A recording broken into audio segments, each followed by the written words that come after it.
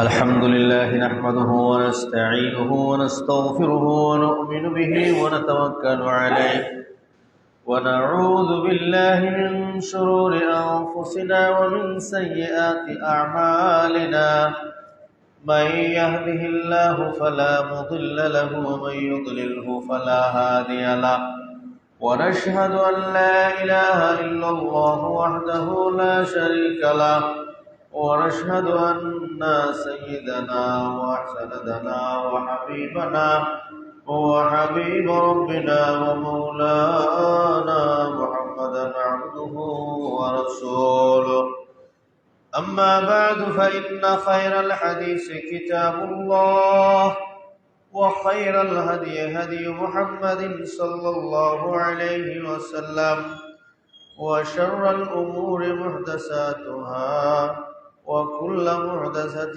بدعة وكل بدعة ضلالة وكل ضلالة في النار. أعوذ بالله من الشيطان الرجيم. ألم تر كيف ضرب الله مثلا كلمة طيبة كشجرة طيبة أصلها ثابت وفرعها في السماء. بارك الله لنا ولكم في القرآن الحكيم ونفعنا وإياكم بالآيات والذكر الحكيم. وعن أبي الدرداء رضي الله تعالى عنه عن النبي صلى الله عليه وسلم قال: أيعجز أحدكم أن يقرأ في القرآن في ليلة ثلث القرآن؟ قالوا: وكيف يقرأ ثلث القرآن؟ قال: قل هو الله أحد تعدل ثلث القرآن. اللهم صل على محمد وعلى آل محمد كما صليت على إبراهيم وعلى آل إبراهيم إنك حميد مجيد. اللهم بارك على محمد وعلى آل محمد كما باركت على إبراهيم وعلى آل إبراهيم إنك حميد مجيد. সমস্ত প্রশংসা, সমস্ত তারিফ মহিয়ান গরিয়ান আল্লাহ সুবহানাহু ওয়া তাআলার জন্য, যিনি অত্যন্ত মেহেরবানি করে দুনিয়ার সমস্ত ঝামেলা থেকে আপনি আমাকে মুক্ত করে পবিত্র দিন শুক্রবারে মসজিদের মধ্যে এসে জুমার দিনে মসজিদে আগে আগে আসার যে ফজিলত আছে, ওই ফজিলত আমরা অর্জন করতে পেরেছি। এজন্যে আমরা কালিমাতুশ শুকুর আদায় করি আলহামদুলিল্লাহ। শেষ নবী মুহাম্মদুর রাসূলুল্লাহ সাল্লাল্লাহু আলাইহি ওয়াসাল্লামের উপর দরুদ প্রেরণ করি সাল্লাল্লাহু তাআলা আলাইহি ওয়া আলা আলিহি ওয়া সাহবিহি আজমাইন। সম্মানিত মুসল্লিয়ানে কেরাম, আজকে আমার জুমার খুতবার আলোচনার আলোচ্য বিষয় হচ্ছে ইসলামে মানুষের আকীদার গুরুত্ব কতটুকু।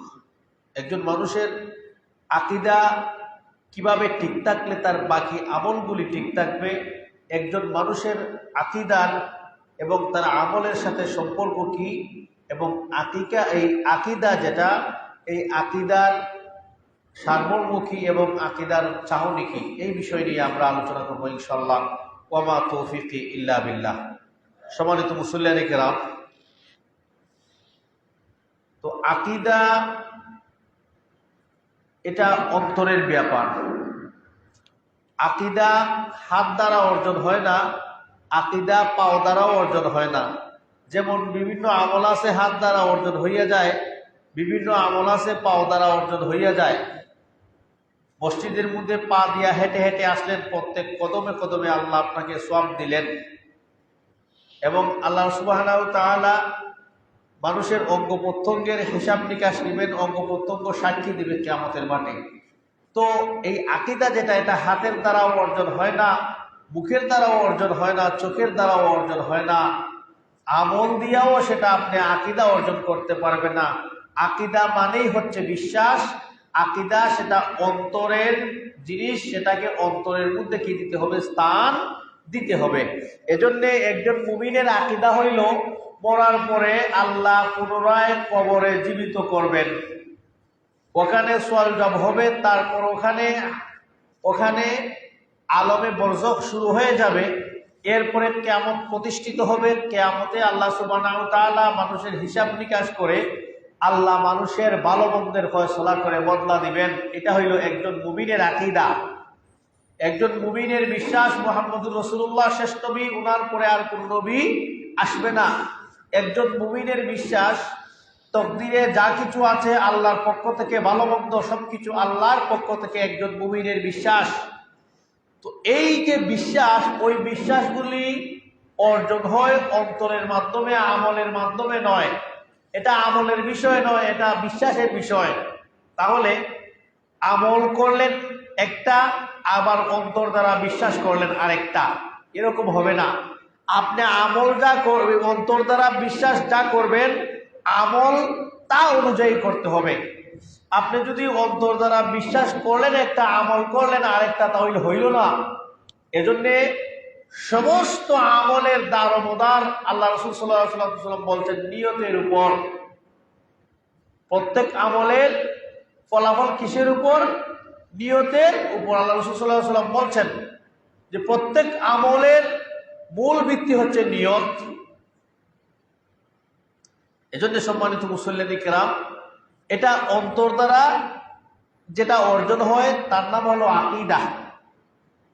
এই আকীদা যদি একজন মুমিনের ঠিক না থাকে, তাহলে তার সারা জীবনের আমল বরবাদ হইয়া যাইব। সারা জীবন সে নামাজ পড়ুক, তার আকীদা ঠিক নাই, নামাজ কবুল হবে না। সারা জীবন সে রোজা রাখুক, তার আকীদা ঠিক না, সে তার রোজা আল্লাহর কাছে কবুল হবে না। সারা জীবন সে কুরবানি করুক, সারা জীবন সে দান সাদাকা করুক, কিন্তু তার আকীদায় দেখা যায় শিরকি আকীদা, তার আকীদার মধ্যে শিরক আছে, সে অন্তরের মধ্যে শিরকি লালন পালন করে। তো এই জাতীয় আকীদা যদি থাকে, তাহলে ইবাদত বন্দেগী কবুল হবে না। উদাহরণস্বরূপ, গাছ যদি তাকে একটা জমিনের উপর গাছের জড় যদি কেটে দেওয়া হয়, এটা বড় গাছ, গাছের যত জড় ছিল, শিকড় ছিল, সব কেটে দেওয়া হয়েছে, তাহলে ওই গাছ জমিনে আর থাকবনি। একটু বাতাস আসলেই গাছ পড়ে যাবে, মরে যাবে। কেন? গাছের শিকড় কেটে দেওয়া হয়েছে, ওই গাছ আর জীবিত হবে না। তাহলে যেই জাতীয় গাছের শিকড় নাই, ওই জাতীয় গাছ ফলদায়ক হয় না, এটা ফল দিবে না। কারণ ওটার নিচ থেকে জমিনের যে ভিটামিন আছে ওটা চুষার, ওটা টানার ক্ষমতা নাই, মানে গাছ জড় কেটে ফেলা হয়েছে, তাহলে ওই গাছে আর ফল আসবে না। তো যেমন ভাবে একটা গাছের জীবিত থাকা এবং একটা গাছ থেকে লাভবান হওয়া এবং একটা গাছের ফল তুমি ভক্ষণ করা, ওই গাছের জীবিত থাকা জরুরি। গাছের জড় কেটে ফেললে গাছ জীবিত থাকে না। সেই একজন মানুষের আকীদা যদি খারাপ হইয়া যায়, একজন মানুষের আকীদা যদি বাদ হইয়া যায়, একজন মানুষের আকীদার মধ্যে যদি শিরিক থাকে, ওই জাতীয় মানুষের আমল তার গ্রহণযোগ্য হবে না। কিভাবে?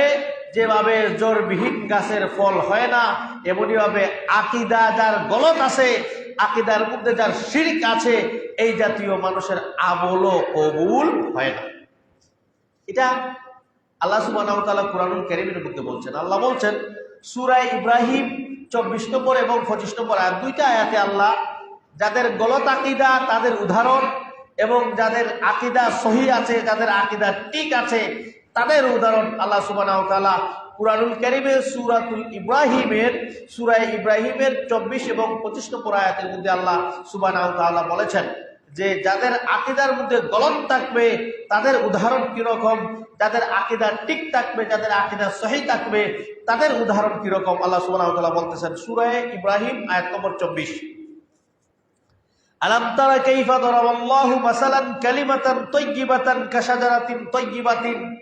আল্লাহ বলেন, হে নবী আপনি কি দেখেন না, আলাম তারা কাইফা দারাবাল্লাহু মাসালান, আপনি কি দেখেন না যে আল্লাহ কিভাবে দৃষ্টান্ত কি করেছেন, আল্লাহ কিভাবে দৃষ্টান্ত স্থাপন করেছেন, আল্লাহ কিভাবে দৃষ্টান্ত দিয়েছেন।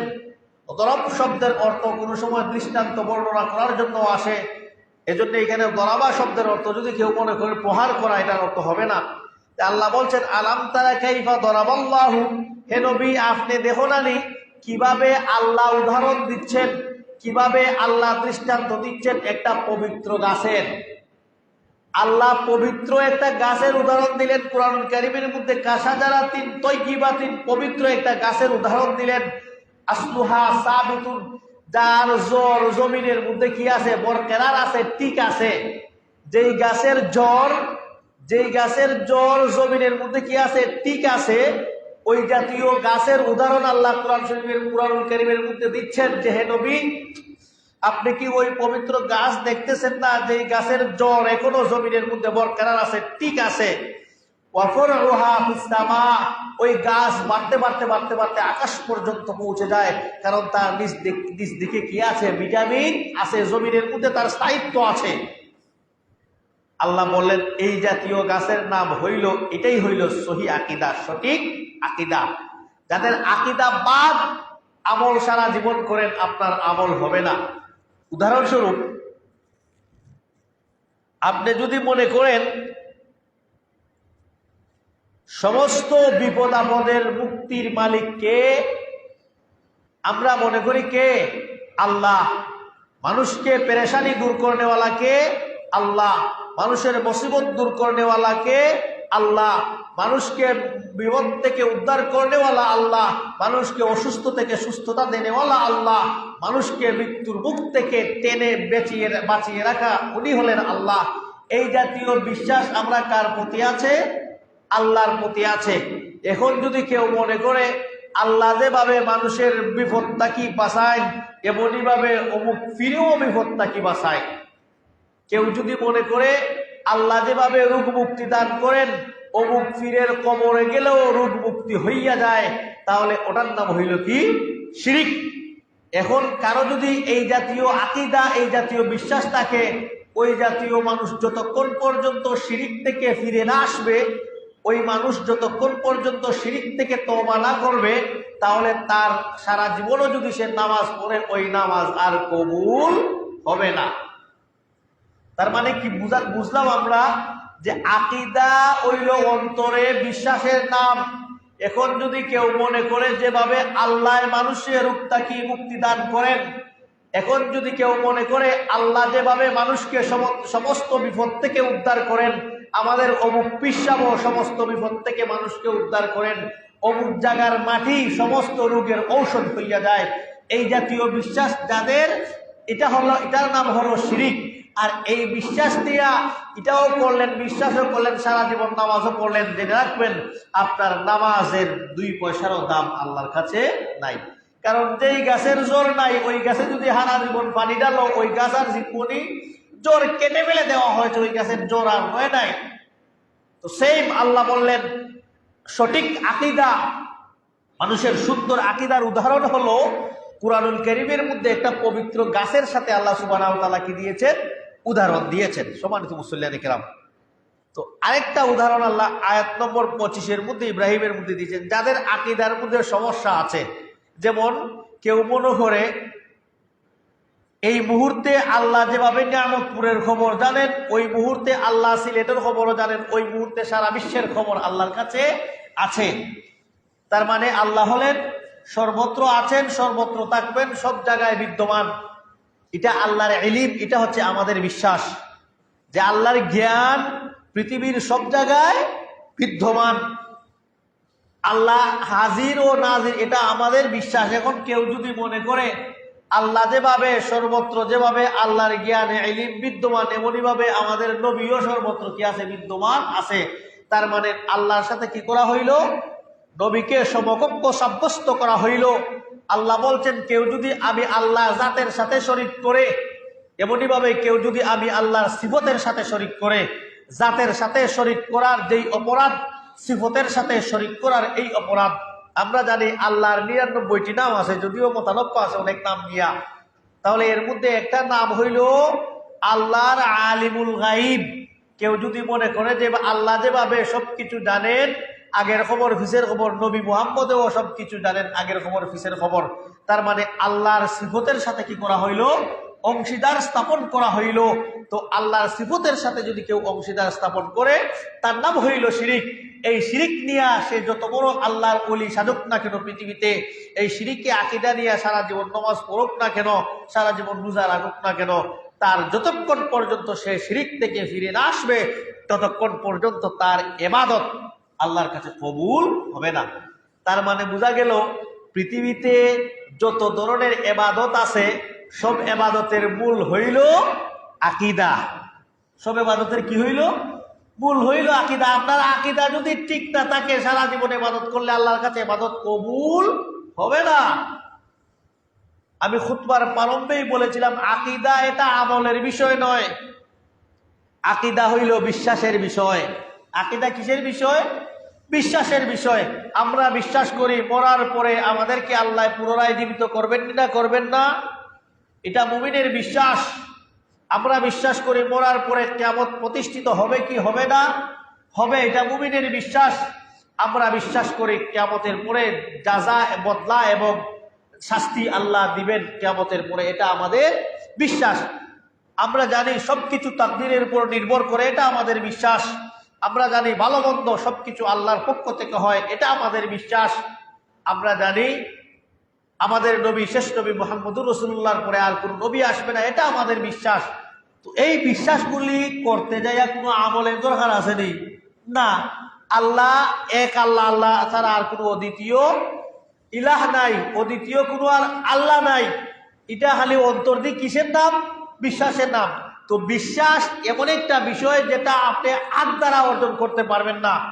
বিশ্বাস এমন একটা বিষয় যেটা আপনি পাও দ্বারা অর্জন করতে পারবেন না। বিশ্বাস এমন একটা বিষয় যেটা আপনি চোখ দিয়ে দেখে অর্জন করতে পারবেন না। বিশ্বাস এমন একটা বিষয় যেটা আপনি কান দিয়ে শুনে বিশ্বাস করতে পারবেন না। এই কান দিয়ে শুনে বলতে পারবেন না যেটা আমাদের বিশ্বাস। বিশ্বাসকে দেখা যায় না। তো বিশ্বাসের বিষয় হচ্ছে কার সাথে? অন্তরের সাথে। তো আগে অন্তরকে ক্লিন করতে হবে শিরিক থেকে, তখনই আপনার ইবাদত আল্লাহর কাছে কাবিলে কবুল হবে। আল্লাহ বললেন মাসালু কালিমাতিন খবিসাতিন কাশাজারাতিন খবিসাতিন, এমন একটা দৃষ্টান্ত, এমন একটা খবিস গাছের দৃষ্টান্ত আল্লাহ দিলেন যেটার ইজতুসাত মিন ফাওকিল আরদি, যেটা জমিনের মধ্যে যার কোনো স্থায়িত্ব নাই, বাতাস একটু বাতাস আসলে সে পড়ে যায়। মানে জমিনের মধ্যে স্থায়িত্ব নাই, তার নিচে দিয়ে তার কোনো বড় কোনো ধরনের তার জ্বর ফালা নাই। গাছের জ্বর থাকলে জমিনের মধ্যে তুফানে গাছে ফালাইতে পারে না। তো ওই গাছ, যেই গাছের কোনো জ্বরই নাই, ওই গাছ তুফানের মধ্যে কি হইয়া যায়?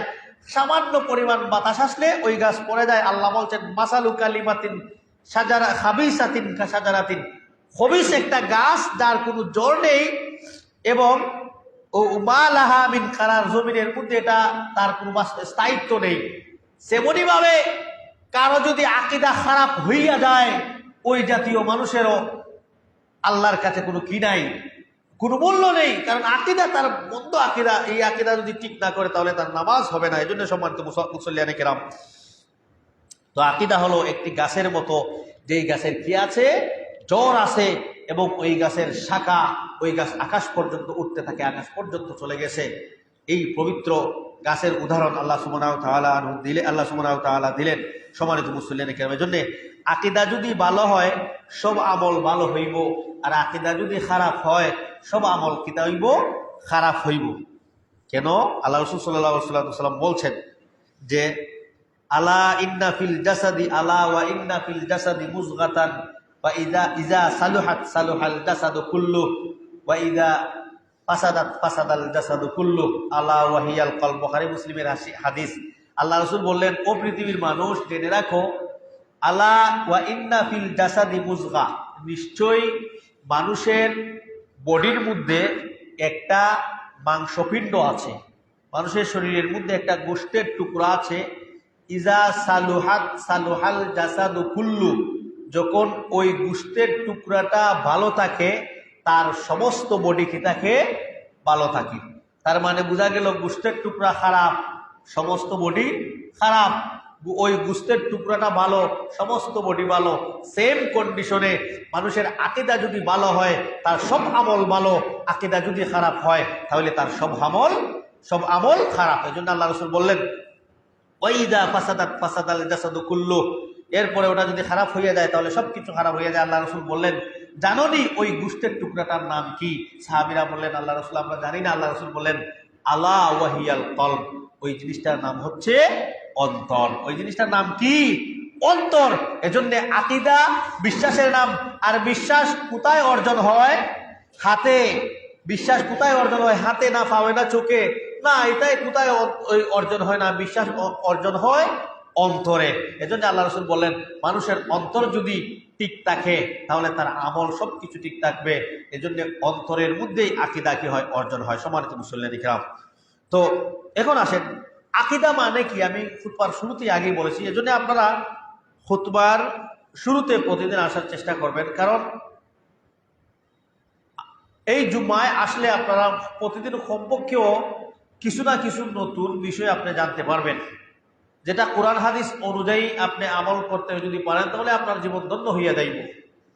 এটাও এখান থেকেও এক ধরনের জ্ঞান শিক্ষা দেওয়া হয়। আমরা আগেই বলেছি যে এই মিম্বরে বসে আমরা এই মিম্বর থেকে কোনোদিন একটা ফালতু কথা আমরা বলি নাই। কোরআন হাদিসকে সামনে রেখে আমরা বলেছি, কোনো মন গড়া কিচ্ছা কাহিনী বলছি না, বলি নাই কোনো সময়। আপনারা দেখতে পারেন 4 বছর এই থেকে এখানে খুতবা চালু হয়েছে, যতদিন খুতবা দিয়েছি কোনোদিন একটা মন গড়া বানানো কিচ্ছা কোনো কাহিনীও বলিনি। এজন্য আগে আগে আসলে মোটামুটি আপনারা খুতবা যদি পুরাটা শুনেন তাহলে ইনশাল্লাহ অবশ্যই ফায়দা পাবেন। আর এই বাংলাতে খুতবা দেওয়ার মানে কি? বসে বসে উঙ্গানিনি, বসে বসে উঙ্গায় মানুষ কোন খুতবা শুন না, আরবি হইন না, কুত্তা বুঝে না, ইমাম সাহেব কিতাব হই না, ইমাম হল ইমামেও বুঝে না। তো এই বাংলা এর জন্যই দেওয়া হয় যাতে আপনি উঙ্গাইতেন না, আপনি মনের খানে দিলের খানে শুনতেন। এজন্য মাতৃভাষায় খুতবা দেওয়া প্রয়োজন। এজন্য আমরা মাতৃভাষায় খুতবা দেই, যাতে করে আপনি আপনার কাছে আমি কোরআন হাদিসের মেসেজটা সহি আকারে আমি কি করতে পারি? পৌঁছাইতে পারি। তো সম্মানিত মুসলিম, এর জন্য ভালো করে বুঝবেন, শুনবেন ইনশাল্লাহ। তো বলছিলাম আকীদা হইল এটা মনে অন্তর দিয়ে কোনো জিনিসকে পুরাপুরিভাবে কি করা? বিশ্বাস করা, তার নাম হইল কি? আকীদা। অন্তর দ্বারা আপনি কোনো জিনিসকে কি করবেন? পুরাপুরিভাবে বিশ্বাস করবেন। যদি আপনি মনে করেন যে মনে হয় আল্লাহ কিয়ামত প্রতিষ্ঠিত করবেন না, মনে হয় আল্লাহ, তার মানে আপনি কিয়ামত নিয়ে আপনার ভিতরে কি আইলো? সন্দেহ আইলো। এজন্যে পুরাপুরি কি করতে হবে? বিশ্বাস করতে হবে। মনে হয় মরার পরে আল্লাহ আর জীবিত, তা নয়। এই জাতীয় আকীদা যদি হয় তাহলে এটার নাম পুরাপুরি কি হইল না? বিশ্বাস হইল না। আকীদা মানেই যে কোনো আকীদার হন আপনি, পুরাপুরিভাবে আপনার কি হতে হবে? বিশ্বাস হতে হবে। এজন্যে প্রতি বছর শাহজালালের মাজারে যে মানছে 70টা 80টা 100টা গরু নিয়ে আয় বিভিন্ন বাংলাদেশের বিভিন্ন ডিস্ট্রিক্ট থেকে, পুরাপুরি বিশ্বাস নিয়েই তারা এই মাজারের মধ্যে আসে না? পুরাপুরি বিশ্বাস নিয়েই ওই মাজারের বড় ডেস্কি টেকাদান করে, পুরাপুরি বিশ্বাস আছে। তো যে কোনো বিষয়ে যদি পুরাপুরি বিশ্বাস হয় তার নাম হইল আকীদা। আখিরাতের তাকদীর, পরকাল, হাসর নাসর, মুহাম্মদুর রাসূলুল্লাহ সাল্লাল্লাহু আলাইহি ওয়াসাল্লাম, ওগুলিকে বিশ্বাস করার নাম হইল শরীয়তের ভাষায় ঈমানও বলা হয়, আকীদাও বলা হয়। যাদের এগুলি ঠিক থাকবে না, ঈমান থাকবে না। যাদের এগুলি ঠিক থাকবে না, তার আকীদাও ঠিক থাকবে না। এজন্য এগুলি আকীদার বিষয় যেটা, সেটা অন্তর দিয়া অর্জন হয়। আকীদা কি দিয়া অর্জন হয়? অন্তর দিয়া। তার মানে আকীদা হইল বিশ্বাসের নাম, তো এটা তো অন্তরের মধ্যে বিশ্বাস স্থাপন করতে হয়। এজন্য সম্মানিত মুসলিম দেখলাম সেই আকীদার কি আছে? ইসলামে অনেক গুরুত্ব আছে। কিভাবে গুরুত্ব? আকীদা যদি গলত হয় আপনার জীবনের সমস্ত আমল কি হবে না? সঠিক হবে না। এই পরিমাণ গুরুত্ব। আপনার ভিতরে শিরকি আকীদা আছে, আপনি শিরিক লালন পালন করেন, আপনি সারা জীবন রোজা যদি রাখেন, নামাজ যদি পড়েন, আপনার এটা কবুল হবে না। এটা থেকে আপনি পবিত্র হতে হবে। এজন্য সম্মানিত মুসলিম কেরাম, আকীদার ইসলামের মধ্যে কি আছে? গুরুত্ব আছে। তো এই যে বিশ্বাস, যেটা এই বিশ্বাসের মধ্যে যদি সামান্য পরিমাণ ত্রুটি থাকে, সামান্য পরিমাণ খলল থাকে, তাহলে এটার নাম কি হইল না? পুরাপুরি আপনার আকীদা সঠিক হইল না। এরকম আমাদের সমাজে, আমাদের মার্কেটে কিছু আকীদা আছে, আমি সেটা আপনাদের সামনে আলোচনা করব, যেটা সরাসরি কোরআন বিরোধী, যেটা সরাসরি হাদিস বিরোধী, এমন কিছু আকীদাগুলি আমাদের সমাজের মধ্যে আছে। যদি একজন বিবেকবান মানুষ বিবেক দিয়া চিন্তা করে তাহলে বুঝে নিবে যে এটা তাদের ভণ্ডামি এবং এটা তাদের গুমরাহি। এটা তারাও বিশ্বাস করে, আর এই বিশ্বাস এই ধরনের বিশ্বাস যদি কেউ করে তাহলে তার আকীদা ঠিক থাকবে না, আর আকীদা ঠিক না থাকলে তার সমস্ত আমল বরবাদ হইয়া যাইব। এর মধ্যে কয়েকটা আমি ইনশাল্লাহ সময়ের ভিতরে আলোচনা করার চেষ্টা করব। এটা আমাদের জানা দরকার, কারণ আকীদার এত বড় গুরুত্ব ইসলামের মধ্যে। আকীদা সঠিক হওয়ার জরুরি। আকীদা যদি আমাদের সঠিক না হয়, আকীদার মধ্যে যদি খলল থাকে, গর্বগর থাকে, তাহলে আমাদের ইবাদত আল্লাহর কাছে কবুল হবে না। সম্মানিত মুসলিম কিরাম, এক নম্বর হইল গলত আকীদা যাদের কিছু নমুনা বাস্তবতা আমি আপনাদেরকে বলছি। এটা আবার আমি মন গড়া বলছি না, এটা যারা বিশ্বাস করে, যারা এই আকীদার বিশ্বাসী, উনারা উনাদের বইয়ের মধ্যে, উনারা উনাদের কিতাবের মধ্যে লিখে গেছেন। উনাদের কিতাবের মধ্যে এরকম লিখে আছে যে আমাদের বুজুর্গের, আমাদের পীর সাহেবের এই রকম কেরামতি ছিল, আমাদের পীর সাহেব এই কাজ করেছেন। প্রথম নম্বর বিষয় হলো আমাদের বুজুর্গকে, এটা সমাজের মধ্যে আছে, অ্যাভেলেবেল আছে, যে আমাদের পীর সাহেব, আমাদের বড় হুজুর আল্লাহকে 100 বার কি দেখেছেন? স্বপ্নে দেখেছেন। যেটা বড় বড় আলিমরাও মাইকাইয়া হয় যে ইমাম আবু হানিফায় আল্লাহকে কয়বার স্বপ্ন দেখছেন? 100 বার। ডক্টর এনায়েতুল্লাহ আব্বাসী সেও বলছে। তো এই জাতীয় বক্তব্য দিয়ে জাতিকে বিভ্রান্ত করা যেতে পারে। যারা কোরআন হাদিসের সঠিক জ্ঞান জানে বুঝে, তাদেরকে কি করা যাবে না? বিভ্রান্ত করা যাবে না। সরাসরি এটা আল্লাহ বিরোধী, সরাসরি সাহাবীদের আকীদা বিরোধী, সরাসরি কোরআন বিরোধী, সরাসরি হাদিস বিরোধী। এই কথাটা কেউ যদি মনে করে যে আল্লাহকে ইমাম আবু হানিফায় 100 বার স্বপ্নে দেখছেন, এটা যদি বিশ্বাস করে, তাহলে তার বিশ্বাসের মধ্যে কি চলে আসবে? আকীদার মধ্যে গলত চলে আসবে। তার আকীদার মধ্যে কি চলে আসবে? ভুল চলে আসবে, ত্রুটি চলে আসবে। তো এজন্য সমাজের মধ্যে এটা আছে যে আমাদের পীর সাহেব, আমাদের বুজুর্গ আল্লাহকে 100 বার স্বপ্নে দেখেছেন। নবী রাসূলগণ পরে পৃথিবীতে সবথেকে বড় আল্লাহর ওলি কে ছিলেন? কেউ বলতে পারবেননি? নবী রাসূল পরে পৃথিবীতে সবথেকে বড় আল্লাহর ওলি কে ছিল? ডিগ্লিয়ার প্রাপ্ত আল্লাহর ওলি আবু বকর, উমর, উসমান, আলী, আশারায়ে মুবাশশারা। এরা ছিল কি প্রাপ্ত ওলি? ডিগ্রিয়াল, মানে এরা ডিগ্লিয়ার দেওয়া হয়েছে যে এরা আল্লাহর ওলি। এদেরকে পৃথিবীতে থাকা অবস্থায় আল্লাহ দুনিয়াতে খবর দিয়েছেন তোমরা জান্নাতি। 10 জন সাহাবী। আল্লাহ কি বলছেন? যে পৃথিবীতে থাকা অবস্থায় এরা এখনো মরে নাই, সামনে যাইয়া মরবে, হয়তো সেখানে তাদের আমলের মধ্যে সমস্যাও আসতে পারে। আল্লাহ সুবহানাহু ওয়া তাআলা তাদেরকে পৃথিবীতে জীবিত থাকা অবস্থায় বলেছেন জান্নাতি এরা। তো এরা ডিগ্লিয়ার প্রাপ্ত আল্লাহর ওলি না? ওলি না? এরা কি ছোট ওলি না? পৃথিবীতে যত ওলিদের আছে, ওলিদের বড় ওলি। উমর রাদিয়াল্লাহু তাআলা আনহু জীবনে একবারও আল্লাহর স্বপ্নে দেখছেন না। এই মর্মে সহিহ হাদিস তো দূরের কথা, কোনো ধরনের দুর্বল হাদিসই নাই। ইমাম আবু হানিফা বড় আল্লাহর ওলি ছিলেন না? উমর বড় আল্লাহর ওলি ছিলেন? উমর, আপনারা আমার কথা বুঝেন নাই মনে হয়, যে এই সাহাবীদেরকে আল্লাহ পৃথিবীতে থাকা অবস্থায় জান্নাতের সার্টিফিকেট দিলেন। যে কোনো আলিমকে জিজ্ঞেস করবেন যে 10 জন সাহাবারে আল্লাহ দুনিয়ার থাকা অবস্থায় জান্নাতের টিকিট দিছেননি, যে কোনো আলিমকে জিজ্ঞেস করবেন, ওটা তো আর মিথ্যা বলতে পারবে না। তো ওই সাহাবী উমরের সম্বন্ধে একটা কোনো সহিহ হাদিস তো দূরের কথা, জয়ীফ দুর্বল হাদিসও নাই যে উমরে আল্লাহরে পৃথিবীতে স্বপ্নে একবার দেখছেন। আবু বকর সম্বন্ধেও এরকম কোনো জয়ীফ হাদিস নাই যে আবু বকরে আল্লাহরে স্বপ্নে একবার দেখছেন। উমর সম্পর্কেও নাই, আবু বকর সম্পর্কেও নাই, আলী সম্পর্কেও নাই, উসমান সম্পর্কেও নাই। এই বড় বড় 4 জন সাহাবার কথা আমি কইয়া গেলাম, যাদের ব্যাপারে আল্লাহ রাসূল সাল্লাল্লাহু আলাইহি ওয়াসাল্লাম বলছেন, আলাইকুম বিসুন্নতি ওয়া সুন্নতি খুলাফায়ে রাশিদিন। আমার সুন্নত তোমরা আঁকড়ে ধরো, আমার খুলাফায়ে রাশিদিনের সুন্নত কি করো? আঁকড়ে ধরো যদি সরাসরি হাদিস বিরোধী এবং কোরআন বিরোধী না হয়।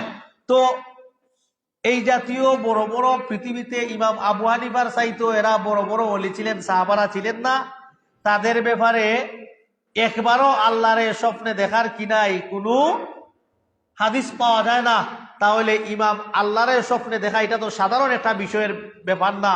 তাহলে ইমাম আবু হানিফার চাইতে কামালতওয়ালা আবু বকর ছিলেন না? ইমাম আবু হানিফার চাইতে কামিল পীর উমর ছিলেন না? ইমাম আবু হানিফার চাইতে কামিল পীর আলী ছিলেন না? তাহলে এরা তো পৃথিবীতে কোনোদিন আল্লাহকে কি দেখে নাই, স্বপ্নে দেখেন নাই। তার মানেই বোঝা গেল যে তার বুজুর্গকে, তার পীরকে জাতির সামনে এরা এভাবে তারা হাইলাইট করতেছে, যেভাবে হাইলাইট করতে যাইয়া তারা নবীর সাহাবীর চাইতেও তাদের পিসাবদের শান তারা বাড়িয়ে দিয়েছে। এই জাতীয় বিশ্বাস যারা করবে তাদের আকীদার মধ্যে ত্রুটি চলে আসবেনি না আসবে না? আসবে।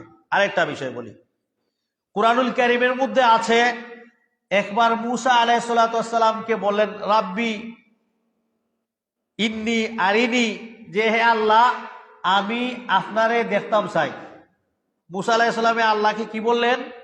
হে আল্লাহ আমার মনে বড় শখ, আমি আপনাকে দেখব।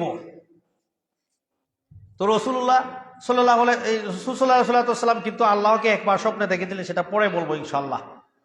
তো মূসা আলাইহিস সালাম আল্লাহর কাছে সওয়াল করলেন যে আল্লাহ আমি আপনাকে একবার দেখতে চাই। আল্লাহ আপনি যেহেতু আমাকে খলিলুল্লাহ বললেন, আমি এই মূসা কালিমুল্লাহ বললেন যে আমি আল্লাহ আপনার সাথে কথা বলেছি, আল্লাহ আপনার সাথে, অতএব আমি আপনাকে দেখতে চাই। তুর পাহাড়ে যাইয়া আল্লাহ বললেন মূসা আলাইহিস সালামকে, লান তারানি, যারা হাফিজ আছে তাদেরকে জিজ্ঞেস করবেন, এভাবে বলছেন আল্লাহ, লান তারানি। এটা সাধারণ নিষেধ না, এটা হলো এমন ভাবে নিষেধ। আল্লাহ বললেন কখনো তুমি আমাকে দেখতে পারবে না। আল্লাহ তো এভাবেও বলতে পারতেন, না মূসা দেখা যাবে না, এভাবে বলতেন না, এটা না বলে আল্লাহ বলছেন কখনো তুমি আমাকে দেখতে পারবে না, কখনো দুনিয়াতে দেখা আমাকে কি নয়, সম্ভব নয়। আল্লাহর প্রিয় একজন রাসূল কে ছিল? মূসা। তার সাথে আল্লাহর কথা হয়েছে, এজন্য উনাকে কালিমুল্লাহ বলা হয়, মূসা কালিমুল্লাহ, যিনি আল্লাহর লগে কথা কইছেন। কত বড় প্রিয়, আল্লাহর প্রিয় একজন নবী আল্লাহর কাছে আবদার করলেন, আর আল্লাহ উনার আবদারকে ফিরিয়ে দিলেন। যদি স্বপ্নে দেখার প্যাকেজ থাকতো তাহলে আল্লাহ সর্বপ্রথম কাকে ওই প্যাকেজ দিতেন? মূসাকে, যে আমার নবী চাইছুন আমারে দেখতা। ওয়া মূসা বাস্তবে তো দেখা যায় না, বা আমি আল্লাহরে বাস্তবে দুনিয়াতে দেখা যাবে না, যাও আরেকটা প্যাকেজ আছে স্বপ্নে, তুমি ওটা লইলাম। তো আল্লাহ তো মূসাকে স্বপ্নের প্যাকেজ দিলেন না। আর এ যুগের মৌলবী এসে বলে যে আমাদের পীর, আমাদের বুজুর্গ 100 বার আল্লাহকে স্বপ্ন দেখেছেন। নাউজুবিল্লাহি মিন যালিক। সম্মানিত মুসল্লিয়ানে কেরাম, রাসূল সাল্লাল্লাহু আলাইহি ওয়াসাল্লাম একবার স্বপ্নে দেখেছেন, মিশকাতে হাদিস আছে, তিরমিজির মধ্যে হাদিস আছে, স্বপ্নে একবার দেখছেন আল্লাহকে রাসূলুল্লাহ সাল্লাল্লাহু আলাইহি ওয়াসাল্লাম। তখন আল্লাহ রাসূল সাল্লাল্লাহু আলাইহি ওয়াসাল্লাম বলছেন যে আল্লাহ আমার এখানে হাত রেখেছেন, আমি অন্তরে আল্লাহর আঙ্গুলের ঠান্ডা শীতলতা আমি কি করেছি, অনুভব করতে পেরেছি। তো সম্মানিত মুসল্লিয়ানে কেরাম, এটা হলো আমাদের সমাজে এটা অ্যাভেলেবেল আছে যে আল্লাহকে, আল্লাহর ওলি কি দেখছেন, 100 বার স্বপ্নে দেখছেন। একটা বিষয় আমি বললাম, এই জাতীয় আকীদা যদি থাকে আপনার, এই জাতীয় আকীদা থাকলে মনে করবেন যে আপনার আকীদার মধ্যে, আপনার বিশ্বাসের মধ্যে কি আসছে, ত্রুটি আসছে। আমি আসলে কারো বদনাম বলতেছি না, আমি বাস্তবতা বলতেছি। আমি চাই যে উম্মার মধ্যে কমপক্ষে যারা আমল করবে, কারণ আগেই বলছি আপনি যাকে মনে চায় জিজ্ঞেস করবেন, যে যার অন্তরের মধ্যে শিরিক থাকবে, যার অন্তরের মধ্যে এই ধরনের বিশ্বাস থাকবে, ওই জাতীয় মানুষের আমল আল্লাহ কবুল করবানি, কবুল করবেন না। তো এজন্য সম্মানিত মুসলিম, আগে নিজেকে শিরিক থেকে, নিজের আকীদাকে শিরিক থেকে পাক করতে হবে, পবিত্র করতে হবে, তারপর আপনি আমল করেন, দেখবেন ইনশাল্লাহ আপনার আমলের মধ্যে মজাও পাবেন, আপনার আমলও কি হবে, আল্লাহর কাছে কবুল হবে, গ্রহণযোগ্য হবে। আরেকটা বিষয় হলো, আমাদের সমাজে আছে, সমাজে বলতে কি, এটা একটা কিতাবও আছে যেটা তাবলিগি নিসাব ফাজাইলে আমল, যে এক আল্লাহর ওলি প্রতিদিন 8 খতম কুরআনুল কারীম পড়তেন। কত খতম? 8 খতম। 30 পারা কোরআন শরীফ প্রতিদিন পড়তেন। 24 ঘন্টা 30 পারা কোরআন শরীফ কয়বার? 8 বার। যারা আপনারা খতমে তারাবি 20 রাকাতের তারাবি পড়েন, আপনারা এখানে দেখছেননি কি পরিমাণ স্পিরিটে কোরআন পড়া হয়। এভাবে স্পিরিটে যদি কোরআনুল করিম পড়ে কমপক্ষে 15 মিনিট লাগবে এক পারা পড়তে। 15 মিনিট না হয় 10 মিনিট লাগবে এক পারা পড়তে। তাহলে 30 পারা যদি পড়ে 30 10 কত মিনিট হইল? 300 মিনিট।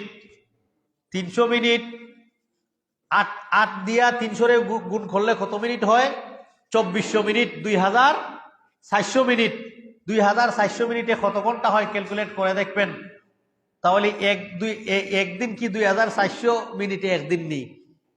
তো এগুলি জাতির সামনে আলোচনা করা হয়, আর আমরা এগুলিকে মন দিয়া বিশ্বাস করি, এগুলিকে আমরা চিন্তা করি না যে একদিনে 8 খতম কোরআন শরীফ কেমনে পড়া সম্ভব হইব। ঘুম আছে, খানি আছে, টয়লেট আছে, নামাজ আছে। আমরাও এগুলি বক্তা যখন বলে মাইকের সামনে, আমরা এসে বলি ঠিক ঠিক ঠিক। এটা হচ্ছে আমাদের শ্রোতাদের অবস্থা। কেন? কারণ হচ্ছে যে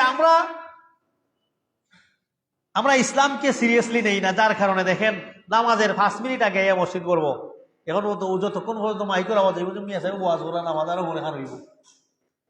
এটা হলো আমাদের ধারণা। ইসলামকে আমরা সিরিয়াসলি নেই না, ইসলামের বিষয়গুলোকে নিয়ে আমরা চিন্তা ফিকিরও করি না। আমরা মনে করলাম যে এটা একটা ইসলামকে একটা এই ট্র্যাডিশনালি ভাবে একটা মানিলে মনে বস শেষ ওটই না। ইসলামকে সর্বক্ষেত্রে সব সময় আপনি প্রাধান্য দিতে হবে, ইসলামের বিধিবিধানকে প্রাধান্য দিতে হবে। যার কারণে বক্তা মনে যা চায় শ্রোতারা উঠতে হয় ঠিক। এজন্য এই জিনিসগুলি আমাদেরকে সচেতন হতে হবে সম্মানিত মুসলিম। তো আল্লাহর ওলি প্রতিদিন কয় খতম কোরআন পড়তেন? 8 খতম। এই জাতীয় বিশ্বাস মানুষের আসেনি না নাই? যদি না থাকতো তাহলে ফাজাইলে আমর থেকে ওগুলি মিটাইয়া দিত, ফাইরা ফলাই দিত, এবং নতুন হইরা আবার সংযোজন করা হইতো, সাফানি হইতো। মিটাইয়াও ফালানি হইল না, ফাইরাও ফালানি হইল না, জাতিকে বলাও হইল না যে এগুলি ভুল করছেন, কিন্তু এগুলি জাতির সামনে বর্ণনা করে যাচ্ছেন কোরআনের ফজিলত বর্ণনা করতে যাইয়া। তো এটা মানুষের দিন দিন বিশ্বাস হচ্ছেনই না, হচ্ছে না। এই জাতীয় বিশ্বাস যদি কারো থাকে তাহলে তাদের আকীদার মধ্যে গলত হইয়া যাইব। একজন পীর সাহেব প্রতিদিন 8 খতম কোরআন পড়তেন, তার মানে কত বড় আল্লাহর ওলি। এটা সাধারণ বিষয় নয়। আল্লাহর ওলির গুণাগুণ বুঝাতে চাইয়া কি করা হয়েছে এটা বলা হয়েছে। রাসূলুল্লাহ সাল্লাল্লাহু আলাইহি ওয়াসাল্লাম একবার বলেন, সহিহ মুসলিম 1886, আল্লাহ রসুল সাহাবীদেরকে বললেন, আবু দারদা থেকে হাদিস বর্ণিত, আইয়ুজিজুকুম আহাদুকুম আইয়াকরা ফি লাইলাতিন সুলুসাল কুরআন। আল্লাহ রসুল সাহাবীদেরকে বললেন, দেখবেন ভালো করে বুঝেন যে এই পীরের কাহিনী আর রাসূলুল্লাহ সাহাবীদের কাহিনী এক না, সাংঘর্ষিক। যদি সাংঘর্ষিক হয় তাহলে সাহাবীদের কথাবার্তা তো কি হতে পারে না, সমস্যা হতে পারে না। রাসূলুল্লাহর সামনে যেই সাহাবী কথা বলছেন ওই সাহাবীর কথা কি সমস্যা হইতে পারে? ভুল হইলে আল্লাহ রসুলের কাউন্টার দিতা। তো আল্লাহ রসুল বললেন, তোমাদের মধ্যে কেউ আসনি এক রাই তো কোরআনের 3 ভাগের 1 ভাগ পড়তো। কোরআনের 3 ভাগের 1 ভাগ কত পারা? 10 পারা। 30 পারা নানি? তাহলে 30 পারার মধ্যে 3 ভাগের 1 ভাগ কয় পারা? 10 পারা। আল্লাহ রসুল বললেন, মুসলিমের হাদিস, আমি নম্বর বলছি 1886 ইন্টারন্যাশনাল নম্বর অনুযায়ী। পাবলিক এসব নম্বর যদি আপনি খুঁজেন পাবেন না, ইন্টারন্যাশনাল নম্বর খুঁজবেন। তো ইন্টারন্যাশনাল আমি নম্বর বললাম, অনেকে গুগলও সার্চ দেয়, এই নম্বর দিয়ে সার্চ দিলে আপনারা পেয়ে যাবেন ইনশাআল্লাহ। তো আবু দারদা বলেন, আল্লাহ রসুল বললেন যে তোমরা কেউ কুরআনুল কারীম রাত্রে 3 ভাগের 1 ভাগ পড়তে পারবা? সাহাবীরা কি উত্তর দিয়েছেন? আর এ যুগের মৌলবী বলে এসে আল্লাহর ওলি 8 খতম কোরআন শরীফ পড়তেন। আল্লাহ রসুল বলেন, সাহাবীরা বলেন, কালু কাইফা ওয়া কাইফা ইয়াকরা উসুলুসাল কুরআন। ও আল্লাহ রসুল, কি কোরআনের 3 ভাগের 1 ভাগ মানে 10 পারা কোরআন শরীফ কিভাবে একজন মানুষ রাতের তৃতীয়াংশে পড়ে লইব? একলাই তো কিভাবে পড়ে লইব? এটা তো সম্ভব না। সাহাবারা মনে করলেন যে এটা কিনা সম্ভব না। এরা কি আমরা বাংলাভাষী আসলানি? এদের মাতৃভাষা কি ছিল? আরবি ছিল। তো ওই সাহাবী বললেন, কিভাবে সম্ভব একজন মানুষ এক রাইতে কোরআনের 3 ভাগের 1 ভাগ পড়ে লইব? আল্লাহ রসুল বললেন, সহজভাবে যদি কেউ এটা গ্রহণ করে তাহলে সেটা পারবে। কোনটা? যে কেউ যদি কুল হু আল্লাহ পড়িলা একবার, তাহলে কোরআনুল কারীমের কয়বার পড়ে গেল? 3 ভাগের 1 ভাগ পড়ে গেল। তার মানে কেউ যদি কুল হু আল্লাহ সূরা ইখলাস 3 বার পড়ে কোরআন শরীফ পুরাপুরি পড়ার কি পাইলো? সওয়াব পাইলো। আচ্ছা, এখন যদি কেউ মনে করে তাহলে বুজুর্গর লাগি তো 8 খতম কোরআন পড়া দিনও অসম্ভব না, বুজুর্গে যদি 8 খতম পড়তে পারে আমরা তো দিনও 50 খতম পড়তে পারবো। এই সিস্টেমে যদি পড়া হয় কুল হু আল্লাহ 3 বার হইরা 1 খতম, তাহলে আমরা তো দিনও 500 বার কুল হু আল্লাহ পড়তে পারবো, 100 বার কুল হু আল্লাহ সূরা পড়তে পারবো। তার মানে এটার নাম কেরামতি নেই। কেরামতি খার নাম আজুবা কোনো বিষয়ের নাম, তার নাম হইল কেরামতি। আপনি দেখলেন ফিসাবে ডানা মিললে আকাশে উড়রা, তার নাম কেরামতি। আপনি দেখলেন ফিসাব বাংলাদেশ থেকে আফ্রিকা গেছেন কি, তার নাম হইল কেরামতি। যে বিষয়ের মধ্যে কোনো আজুবা আছে, আশ্চর্য আছে, এটার নাম হইল কেরামতি। তো ফিসাবের কেরামতি বর্ণনা করতে যাইয়া কয় খতম কোরআন বলা হয়েছে? 8 খতম। তো সম্মানিত মুসলিম কাম, অথচ সাহাবীরা বললেন কিভাবে এটা সম্ভব? একজন মানুষ রাত্রে এই এক রাইতে কোরআনের 3 ভাগের 1 ভাগ পড়ে নেবে। এটা হলো আমাদের সমাজের মধ্যে অ্যাভেলেবেল আছে। এই জাতীয় আকীদা যাদের থাকবে, এটা হলো গলত আকীদা, এটা চেঞ্জ করতে হবে সম্মানিত মুসলিম کرام। তো এটা থেকে এই জাতীয় ত্রুটি থাকলে কিন্তু আমলের মধ্যে কি আসবে? ত্রুটি চলে যাবে। আরেকটা বিশ্বাস আছে যেটা, যে ফিসাবরা চৌকের ফলকে এক দেশ থেকে আরেক দেশেও যানগি। ফিসাবরা কি করেন? চোখের পলকে এক দেশ থেকে আরেক দেশে চলে যান আল্লাহর ওলিরা। এমন এমন আল্লাহর ওলি পৃথিবীতে গুজরিয়ে গেছেন যে তারা বাংলাদেশেও থাকতেন, মিটিং করতেন আফ্রিকা। এরকম বিষয়গুলি আছে, এগুলি আপনারা ইন্টারনেটে সার্চ দিলে পেয়ে যাবেন। মৌলবীদের ওয়াজ আছে, আর দেখবেন এখানের মধ্যে বিলিয়নস ভিউ আছে এখানে। আর এদেরকে প্রমোট করতেছে কিছু মানুষ। আর আপনি যখন বলবেন তখন আপনাকে গালি দিবে, এটাই বাস্তবতা। তো আল্লাহর ওলি 1 মিনিটে আফ্রিকা চলে গেছেন, এই জাতীয় আকীদা যদি কারো থাকে তাহলে সরাসরি হাদিস বিরোধী এই জাতীয় আকীদা হইল। আর যাদের বিশ্বাস হাদিস বিরোধী, এরা কোনোদিন আল্লাহর ওলি হইতে পারে না। কিভাবে আমি আপনাদেরকে বলি। রাসূল সাল্লাল্লাহু আলাইহি ওয়াসাল্লামের একজন সাহাবী আবু যুবায়ের বলেন যে সামি'তু জাবির ইবনে আব্দুল্লাহ, আল্লাহ রসুলের সাহাবী জাবির বিন আব্দুল্লাহ। এই হাদিসটা মুসলিমের 1518 নম্বর হাদিস। যেই মানুষ বলে বিশ্বাস করে যে একজন আল্লাহর ওলি ছিলেন বাংলাদেশে পটিয়ায়, ওখান থেকে পটিয়া থেকে আফ্রিকার জঙ্গলে যাইয়া কি করেছেন, যে ওলিদের সাথে মিটিং করে আসছে। আল্লাহর কসম এই মিম্বরে দাঁড়িয়ে বলছে, আপনি ইউটিউবে দেখেন, এটা পেয়ে যাবেন। কওমি গণনার সব থেকে বড় মুহাদ্দিস উনি এই ঘটনা বর্ণনা করছেন। এত বড় আল্লাহর ওলি পৃথিবীতে ছিলেন, যিনি বাংলাদেশ থেকে আফ্রিকা জঙ্গল মিটিং কইরা গেছে, খারা আইসেন, আবার শেষ রাইতো, রাত শেষ হওয়ার আগে আইসেন। এটা আল্লাহর ওলির কেরামতি। এখন আসেন, এই কেরামতি সাহাবাদের ছিল কি না? রাসূলুল্লাহর সাহাবী হযরতে জুবায়ের, এই জাবির বিন আব্দুল্লাহ, মুসলিমের হাদিস 1518 নম্বর হাদিস। এটা আমি কিচ্ছা বলতেছি না, হাদিস বলতেছি। তো ওই সাহাবী কালা কানাত দিয়ারুনা না ইনাতান আনিল মসজিদ। ওই সাহাবী জাবির বিন আব্দুল্লাহ বলেন, আমার বাড়ি মসজিদটা কি বাক্কা দূর আছিল। আমি আইতে জামাতও কিতা হইতে পারতাম না, শরীক হইতে পারতাম না, জামাত যাইতো কি শেষ হইতো, নবীর পিছে নামাজ আমি পড়তে পারতাম না। আমি ইচ্ছা হলাম আমার গড় আমি মদিনা মসজিদের কাছে শিফট করিলাই, মানে বাড়িঘর বেচ্ছা মসজিদের হান্দা তাইয়া কিতা হয়ে যাই আমি গড় বানাইলাই। রাসূলুল্লাহ সাহাবী এটা সংকল্প করলেন। তো উনি বলেন ফারাদ না, আমি হাদিসের হুবু ইবারত বলতে, আমি ইচ্ছা করলাম আর নাবিয়া বুয়ুতানা, আমার বাড়িঘর আমি বেচিলাই, বেচ্চা ফানাতাকাররিব মিনাল মসজিদ, যাতে কইরা আমি মসজিদের নিকট আইতাম পারি, বাড়িঘর বেচ্চা। ফানাহানা রাসূলুল্লাহ সাল্লাল্লাহু আলাইহি ওয়াসাল্লাম, আল্লাহ রাসূল নিষেধ হল্লা। আল্লাহ রাসূলে হইরা যেওয়া তুমি বাড়িঘর বেচ্চা আইও না রেওয়া, তুমি হনো তাক্কা নামাজ পড়ো, কদমে কদমে তোমার এই মসজিদে আসার আল্লাহ কি দিয়া দিবেন? সওয়াব দিয়া দিবেন। আল্লাহ রসুল, ওই সাহাবী বলেন, জাবির বিন আব্দুল্লাহ বলেন, আল্লাহ রসুল আমাকে কি করলেন? নিষেধ করলেন। এই ঘটনা দ্বারা এবং আল্লাহর ওলির আফ্রিকার ঘটনার মধ্যে মিল কোথায়? মিল আছে, পুরাপুরি মিল, আপনারা বুঝেন।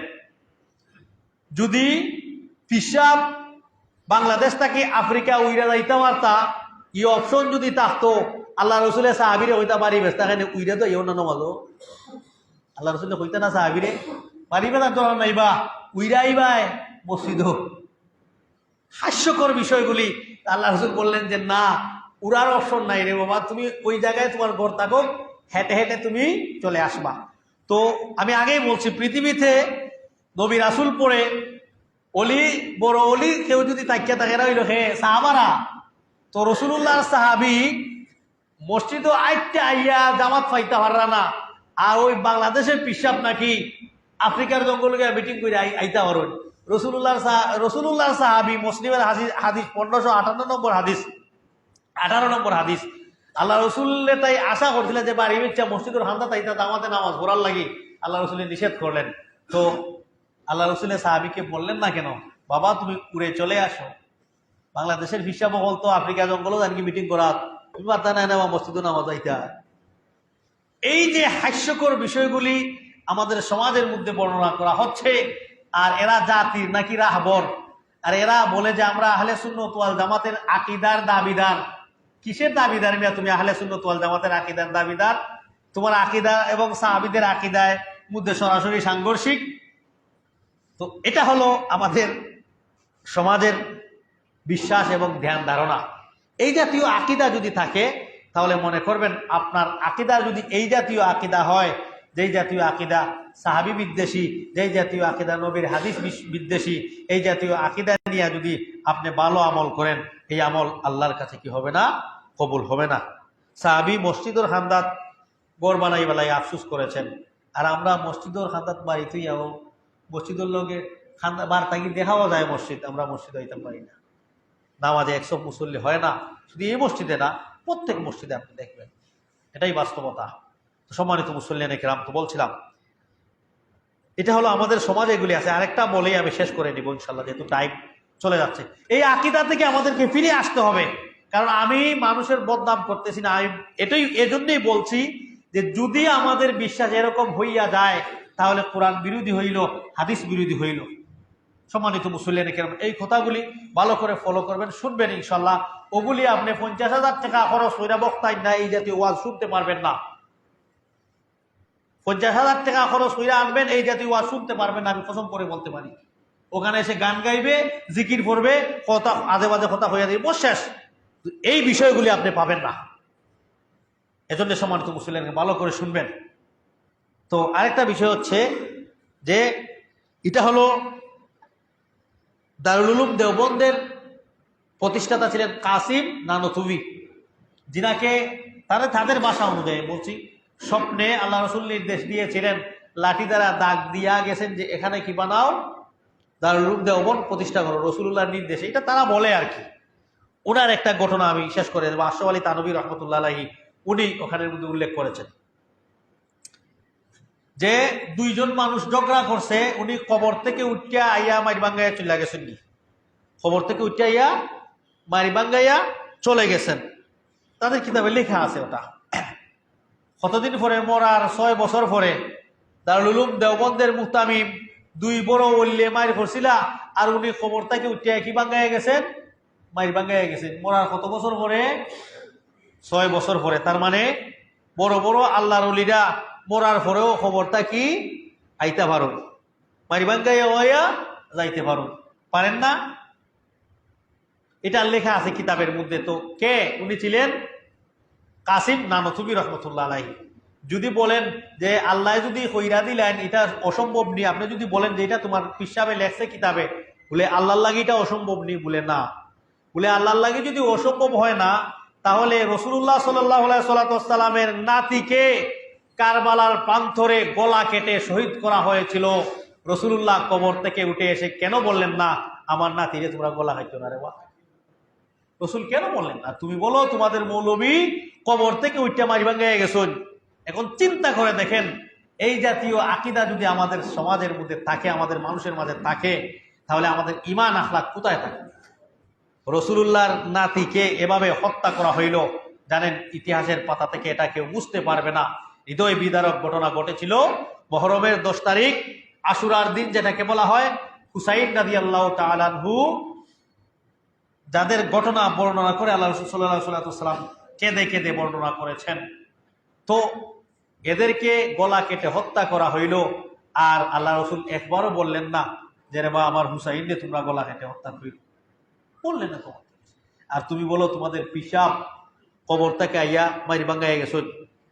আরেকটা এর থেকে আগলা একটা বার্জন আছে, আমি কইলেই আপনার আরেকটা বিষয় হইল যে আমাদের পিসাব যখন রসুল্লাহ রওজার সামনে গেছেন যে বালাগাল উলা বিকামালিহি পড়েছেন, কাশাফাত দুজা বিজামালিহি পড়ছেন, এটা দুরুদ আপনারা জানেন হলে সব মেসাবরা পড়ে, এটা কিন্তু দুরুদ না। মেসাবকে জিজ্ঞেস এটা দুরুদ না, এটা একটা কবিতা।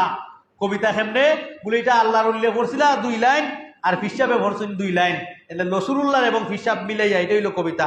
যে বালাগাল উলা বিকামালিহি কাশাফাত দুজা বিজামালিহি হইয়া আমি আকিতা সিবা আর পারলাম না, আর আয়না আমার আল্লাহ রসুলের খবর থেকে বাড়ি এখন হো সল্লু আলাইহি ওয়া আলিহি শুনি, এটা পিসাবে বলেন। অথচ আল্লাহ রসুল সাল্লাল্লাহু আলাইহি ওয়াসাল্লামের স্ত্রী হযরতে আয়েশা, রসুল সাল্লাল্লাহু আলাইহি ওয়াসাল্লামের দামান হযরত আলী, রসুলুল্লাহর ইন্তেকালের পরে আয়েশা এবং আলীর মধ্যে জঙ্গে জমল হয়েছে, যুদ্ধ হয়েছে। হাদিসের মধ্যে আছে। তো আল্লাহ রসুল সাল্লাল্লাহু আলাইহি ওয়াসাল্লাম কবিতার শের বলতে পারেন, আল্লাহ রসুল আয়েশাকে বলতে পারলেন না, আলীকে বলতে পারলেন না। অথচ জঙ্গে জমল, জঙ্গে সিফিনের মধ্যে হাজার হাজার সাহাবীরা কি হয়েছেন? শহীদ হয়েছেন। কবর থেকে কবিতার উত্তর দেওয়া যায়, কবর থেকে আল্লাহ রসুলের আয়েশাকে বলতে পারেন ও আয়েশা, অথচ আয়েশার ঘর তো কাছেই ছিল। আয়েশার হুজরায় আল্লাহ রসুলের কি আছিল? কবর। আয়েশার ঘরে যেখানে আয়েশা থাকতেন ওখানে আল্লাহ রসুলের কবর আছিল। আল্লাহ রসুল আয়েশাকে বললেন না কবর থেকে বাড়ি, ও আয়েশা বাইর হইল না তুমি, আর তুমি বলো তোমার পিসাবে বা লাগালুল আবি কামালি ফইরা শেষ আর পারেন না। আল্লাহ রসুল বলছেন হো সল্লু আলাইহি ওয়া আলিহি। এই আকীদাগুলি থেকে আমাদেরকে ফিরে আসতে হবে। এই জাতীয় বিশ্বাস ধ্যান ধারণা যদি আপনার থাকে, তাহলে আপনি যতই আমল করেন না কেন আপনার আমল আল্লাহর কাছে কি হবে না? কবুল হবে না। যেই আকীদা, যেই বিশ্বাস আপনার কোরআন বিরোধী, যেই বিশ্বাস সাহাবাদের আকীদা বিরোধী, যেই বিশ্বাস নবী বিরোধী, এই বিশ্বাস দিয়ে আপনি ইবাদত বন্দেগী করবেন আর আল্লাহর কাছে সওয়াবের আশা করেন, পাবেন না। এজন্য সম্মানিত মুসল্লিন ইকরাম, আকীদাকে সঠিক করতে হবে, সঠিক আকীদাকে মানতে হবে। আল্লাহ সুবহানাহু ওয়া তাআলা যেন যা কিছু বললাম ইসলামের ভুল ত্রুটি ক্ষমা করে আমাদেরকে সঠিকটা মানার তৌফিক দান করেন। সবাই বলেন আমিন। আকুলু কওলি হাযা আস্তাগফিরুল্লাহ লি ওয়া লাকুম ওয়া লিসাইরিল মুসলিমিন ফাস্তাগফিরুহু ওয়া হুয়া আল-গফুরুর রহিম।